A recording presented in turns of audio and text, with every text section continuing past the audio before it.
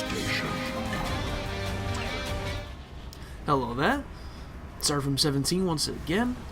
This is my Transformers Devastation Prime difficulty walkthrough. This is the 6th chapter. It is entitled Ferrotaxis, and we are doing the obligatory get out of jail moment where everything's about to blow up in 55 seconds, so you want to move down here as quickly as you can and fight against this inertia pulling you the other way, which is one of those mechanics that can be interesting, but I don't think they did anything too ambitious with it to make it anything more than just a distraction. As we push onwards now, past the lasers, and continue doing some mild platforming on these glowing orange rods.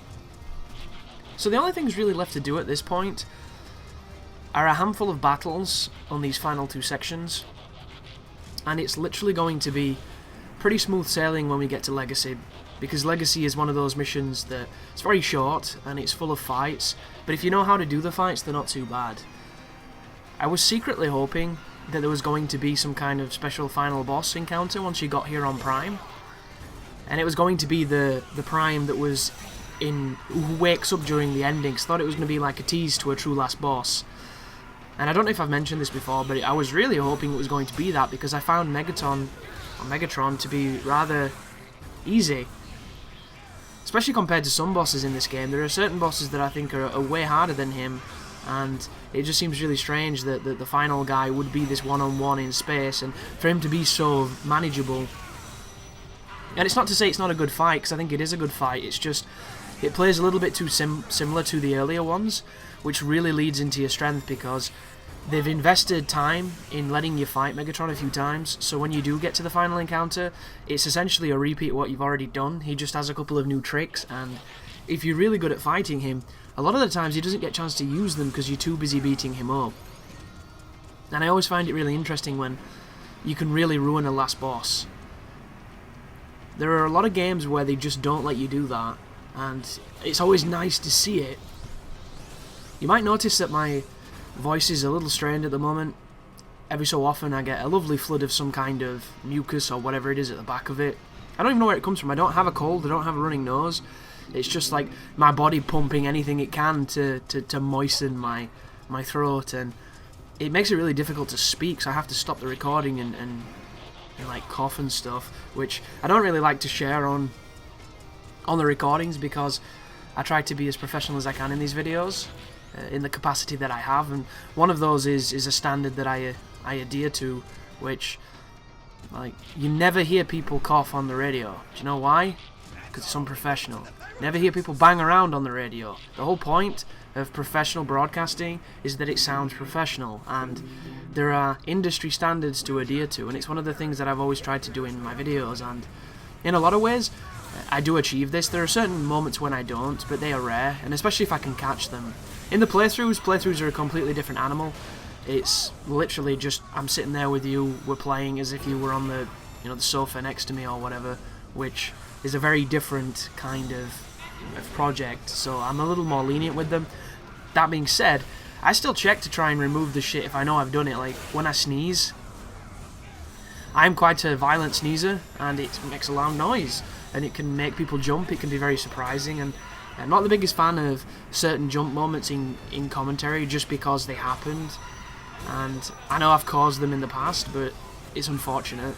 You've just kind of got to go with it. So I do, if I can remember, try and trim them out. It's just finding it sometimes can be very difficult, as finding deaths in the Halo 5 Legendary walkthrough was challenging, apparently. This fight right now is a protection mission. Once again, Wheeljack is in danger and is in need of us to help him. But the good part about the protection missions in this game is if you know where the enemies are and you can get to them quickly, you can dominate them before they have a chance to do much. Whenever they do get on him, you want to save your ultimate to try and clear them off. And just know that the checkpoint here is pretty poor for the grand scheme of the game. You'll probably have to do this entire protection moment again, which is not necessarily long. It's just whenever you're protecting somebody, it makes you anxious, it makes you nervous, and that can affect your level of play, that can affect your focus. All depends on what kind of player you are. A lot of Insecticons here, a lot of dudes just chilling out. But we're doing good damage to them because they're kind of popcorny in their essence, which means they go down rather quickly, which makes them fun to fight. And then there are a couple more tanky ones. The thing you want to watch out for is that triple electricity move that they just hit Optimus with. If they decide to do that to Wheeljack, they can do it from any distance, and it's a really cheesy move, so you want to stay on them, be aggressive, and do whatever works. You know, try not to take damage, try your best combos, just get rid of the threat, and you're going to have a much happier moment afterwards where we get to not protect Wheeljack all that much. And there was a few comments on previous Transformer videos that were saying that they really didn't like the babysitting in this game, and I never noticed it, so I had to stop for a moment and be like, what babysitting? And then I realised all the Wheeljack moments, and I assume they must have been having trouble with them, as a lot of people will. You know, whenever you have to protect something in a game, people generally tend to struggle, because you don't have to worry about yourself, and you have to put yourself in danger to worry about someone else, and it's a mechanic I don't think we've ever truly mastered, and I don't think we probably ever will. But we'll hopefully continue to augment it and reiterate, and hopefully one day we'll see something that's truly wonderful. Like, I don't think the target should ever die, but I think there should be some kind of penalty for not protecting them. And I think Resident Evil 4 did that well, but it also fucked it up. The side that did it well was when the enemies picked up Ashley and they carried her away. It gave you enough time to go and stop them, and if you didn't, you lost, and I think that's perfectly fair. However, on that game, she could also die, which I'm not a fan of at all, unless she's wearing the armour, and then she's fine. But I think that's probably the best medium of, they get close to her, or they get close to the character who you have to protect, and if you don't do anything, they will take them away.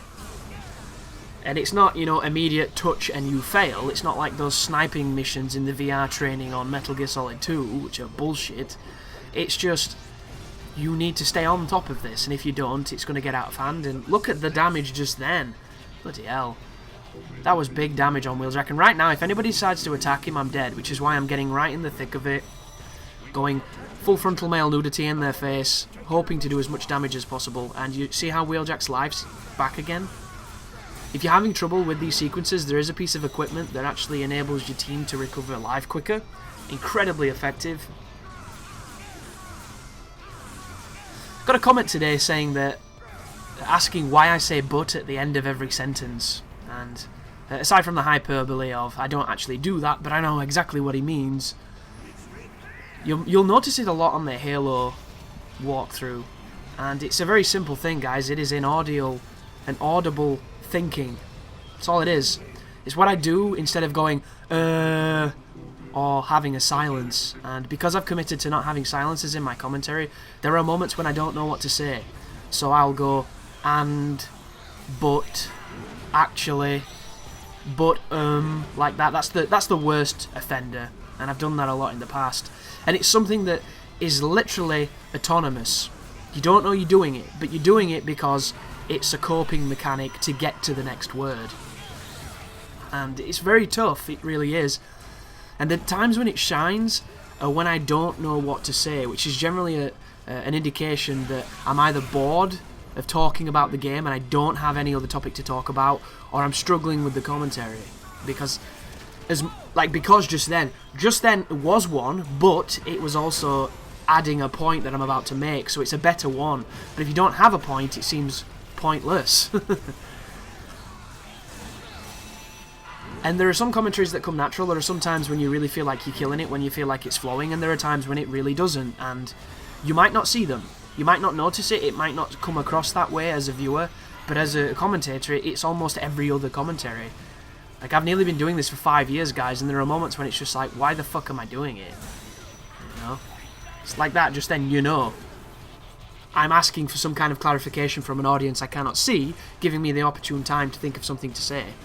And times can be really tough to say things, especially when there's nothing stimulating happening on screen, and when there's nothing in my mind, because I've just done 10 commentaries, so I've already said all the bullshit I was going to talk about when I didn't have anything to talk about. And at that point, it gets hard. So those moments will crop up. And they do come across as being quite ugly at times. Especially if you notice it. Have you ever had those moments where you notice the tongue in your mouth, and you can't get comfortable? Like, how the fuck do I have this thing in my mouth all the time and not feel it, but now I can? This is weird. It's just like that. Whenever you notice somebody doing something in any walk of life, it becomes so apparent, you know? And then you can't unhear it or unsee it once you see something, because that's how powerful, you know, your brain is. But it's never intentional, guys. Like there, I think is... My girlfriend just did her almost signature move just then of... She never texts me unless I start recording. It's almost profound. The next time I'm worried about her or I'm wanting to get in contact with her and she hasn't replied, I'm going to start doing a commentary because she just has this gift. It's like we're linked. It's amazing. And for a second there, I thought it was going to be fucking O2. And if it's O2 telling me about some bullshit that I've never bought off him for the entire 10 years I've had my phone, like, why would you keep trying? I am a dead customer. I have given you no money. Like, you've had, like, a gross of about 60 quid off me in the entire time I've owned my phone. Like, I haven't had credit on this bag of dicks for about 3 years, and I haven't missed the fact I don't have credits. Has it conditioned my friends to know probably not to text me? Yeah, it might have. But if they need to get in contact with me, there is all the fucking social media bullshit. There's the Xbox. There's 100 other ways. And then they can phone, which they've got all the free minutes and shit, so they love doing that. I don't.